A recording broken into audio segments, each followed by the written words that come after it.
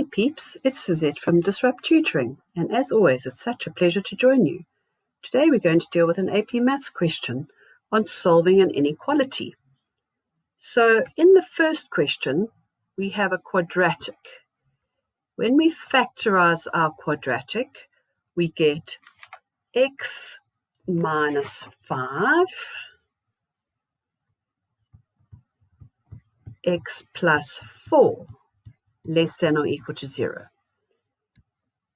We can put the minus 4 and the 5 on a number line as critical values. Because it can be equal to 0, they can be included. By inspection, we can look at values on either side of the minus 4 and the 5. If we look at a value smaller than minus 4 and substitute it in for x, it would give us a positive value. If we looked at something in the middle, like 0, it would give us a negative times a positive, which is a negative. And something bigger than 5, substituted in, the product would be positive. The other way we can look at it is we have a positive x times a positive x, which is a positive quadratic, which would be like a happy parabola. So that's a plus minus plus. We are looking for solutions that are less than or equal to 0. So the equal to 0 is the critical values themselves. The less than is where it is negative.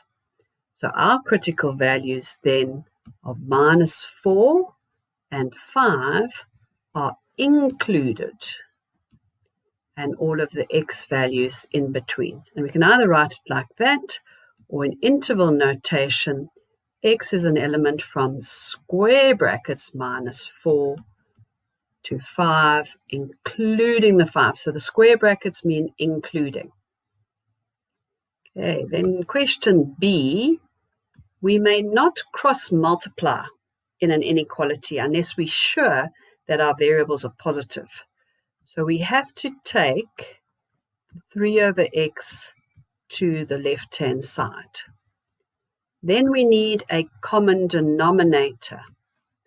So we need to multiply the first term by x and the second term by 3. Then we need to factorize x minus 3, x plus 3, all over 3x greater than or equal to 0. Now again, we're going to need critical values. Critical values in this case would be minus 3, 3, and the 0 is also a critical value. Okay, so the critical value of 0. Now, the 0 can't be included. The minus 3 can be included because of the equal to. Can be included, the 3. Then we've got to look at what's happening on either side. Something smaller than minus 3 would be negative. Something in between, positive. Something in between, negative. Something bigger than 3, positive. We are looking for greater than 0, which is positive. So it's in between those two and from the 3 to the right.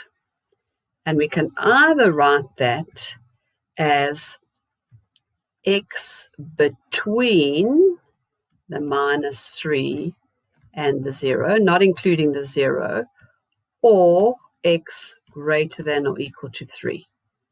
That's one way we could write it. We could also write x an element from minus 3 including minus 3 to 0, not including the 0, or from the 3 including the 3, getting bigger, never including infinity. Okay, before I go, I'd like to say a very special thank you to our epic sponsor for making this video possible. Read all about them in the description below. Be sure to visit our website for more of these epic tutorial videos. If you can't find the answer to your question, you can send us the question and we'll respond with a personalized video just for you. Till the next time, stay epic.